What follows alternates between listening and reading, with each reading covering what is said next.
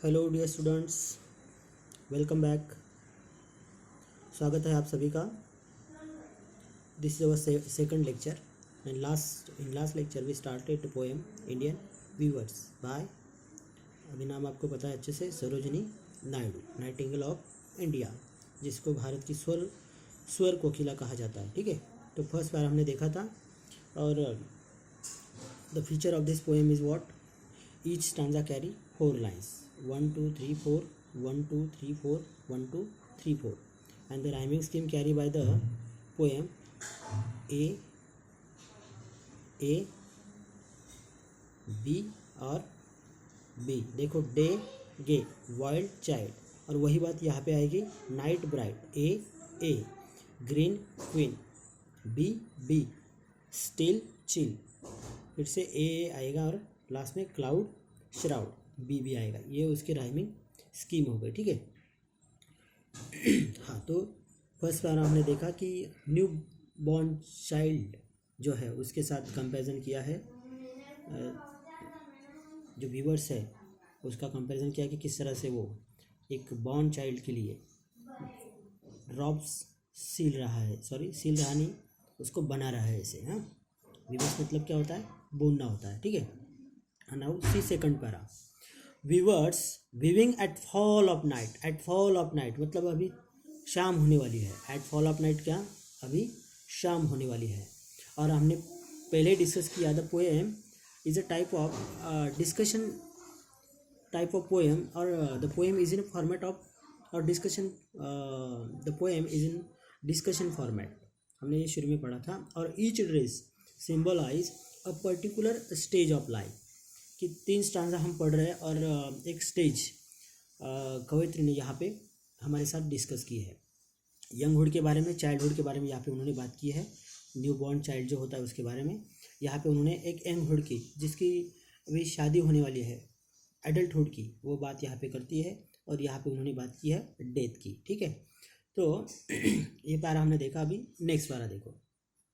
Viewers weaving at fall of night. देखो, दूसरी बात मैं आपको बोल रहा हूँ कि वीवर्स वीव हमने पढ़ा है। कौन सा अलंकार पढ़ा है हमने? एलिट्रेशन पढ़ा है। देखो, हाँ, वीवर्स वीव एट नाइट क्या है? रिपीटेशन ऑफ साउंड व या रिपीटेशन ऑफ लेटर डब्ल्यू। ठीक है, इसीलिए ये जो दो लाइन है इसको हम क्या कहेंगे?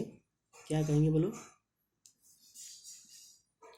एलिट्रेशन कहेंगे। ठीक है। Why do you weave a garment? So ये यहाँ पे भी वो एलिट्रेशन का एग्जाम्पल आप कह सकते हो, और ये इंट्रोगेटिव क्वेश्चन भी है। ठीक है। हाँ, तो ये 2 लाइन कम से कम आप याद रखोगे एलिट्रेशन के लिए। हाँ, चलो, why do you weave a garment. और दूसरी और एक बात मैं कर लेता हूँ। अभी मैंने फिगर ऑफ स्पीच की बात की है, तो ब्लू एज, हाँ, तो यहाँ पे कंपैरिजन है। Blue as a wing of halcyon wild. Halcyon की बात हमने की थी, जिसको किंगफिशर कहा जाता है। किंगफिशर जो बर्ड होता है उसी का नाम क्या है? हेल्कोन। और उसका कलर कैसा होता है? ब्लू। और जिस तरह से उन्होंने कपड़ा बुना है तो वो किस तरह से है? किंगफिशर का कलर जैसे ब्लू होता है उस तरह का है। तो कंपैरिजन की है बाय यूजिंग वर्ड एज, इसीलिए उसमें कौन सा फिगर ऑफ स्पीच होगा? सिमिली होगा। ठीक है, चलो आगे। और ये जो हम 3 पैराग्राफ पढ़ रहे हैं तो इसमें इमेजरी उन्होंने यूज़ किया है। हाँ, इमेजरी, क्योंकि जो प्रैक्टिकली पॉसिबल नहीं मगर बाय इमेज वो उन्होंने दिखाने की कोशिश की है। तो ऑब्वियसली हर एक पैराग्राफ में, पहला हो, दूसरा हो या तीसरा हो, हर एक पैराग्राफ में क्या है? इमेजरी है। तो चलो आगे। हाँ, weavers weaving at fall of night, जब शाम होने का टाइम है। हाँ, तो वो क्या कर रहे हैं? फिर से अपना काम कर रहे हैं, बुनने का, कपड़ा बुनने का काम कर रहे हैं। Why do you weave a garment so bright. और फिर से जैसे फर्स्ट पैरा में वो उन्होंने क्वेश्चन पूछा था कवयित्री ने, तो फिर से वो क्वेश्चन पूछती है, why do you weave a garment so bright. Garment का मतलब मैंने आपको बताया। हाँ, अभी आप कंफ्यूज नहीं होगे। गारमेंट मतलब क्लोथ्स। हाँ, सो ब्राइट आप समझ सकते हो कि चमकीला, ब्राइट। हाँ, कि why do weavers a garment so bright, इतना चमकीला गारमेंट, कपड़ा आप क्यों बुन रहे हैं? तो दे आंसर हर, तो वो आंसर कर रहे लाइक द, फिर से लाइक आ गया। हाँ, लाइक एज और लाइक। हाँ, मतलब फिर से क्या आ गई? सिमिली आ गई। ठीक है। लाइक द प्लम्स यानी कि जैसे प्लम्स ऑफ पीकॉक, मतलब पीकॉक की जो, आप उसको क्या कहोगे, जो उसके फीदर्स होते हैं, हरे और पीले, हरे और नीले फीदर्स होते हैं। देखो उसको आप पीकॉक की फिगर इमेजिन करो, अपने आप समझ जाओगे कि उसके जो सॉफ्ट फिगर होते हैं उस तरह का गारमेंट वो बुन रहे हैं, गारमेंट वो बुन रहे हैं ऐसे। Like the plums of peacock purple and green, तो कलर कैसा है, पर्पल और ग्रीन है। अभी पहला कपड़ा जो उन्होंने न्यू बॉर्न चाइल्ड के लिए बुना था, अभी जो दूसरा क्लोथ है, दूसरा या गारमेंट है, वो किसके लिए बुन रहे, देखो पर्पल्स एंड, जिसका कलर है purples and green. We view the marriage veils of queen, marriage veils, हाँ शादी का जोड़ा होता है ना, चर्च में वगैरह आपने देखा होगा, फिल्म में दिखाया जाता है कि वो जो दुल्हन होती है उसको किस तरह से वो सजी हुई होती है, तो वो जो क्लोथ्स उसने पहने होते हैं तो मैरिज वेल उसको कहा जाता है, हाँ शादी का जोड़ा। तो they answer the poetess they were weaving marriage veils of queen, एक रानी के लिए। और बाय द वे जो शादी का जोड़ा जिसको पहना जाए वो उस दिन तो रानी होती है, हाँ ये तो आपको पता है, और इसीलिए उन्होंने कहा है we view the marriage veil of queen, तो उस तरह का जोड़ा हम शादी के जोड़े के दुल्हन के लिए बना रहे हैं, उन्होंने आंसर किया, ठीक है। हाँ आगे देखो, weavers weaving Solomon and steel, हाँ करते जा रहे, अकेले काम कर रहे हैं, हाँ सोलमन अकेले काम कर रहे हैं, स्टील और क्या कंटिन्यूसली काम कर रहे हैं, हाँ यहाँ पे फिर से लेटर एस रिपीट हो गया, देखो हाँ सोलमन एंड स्टील।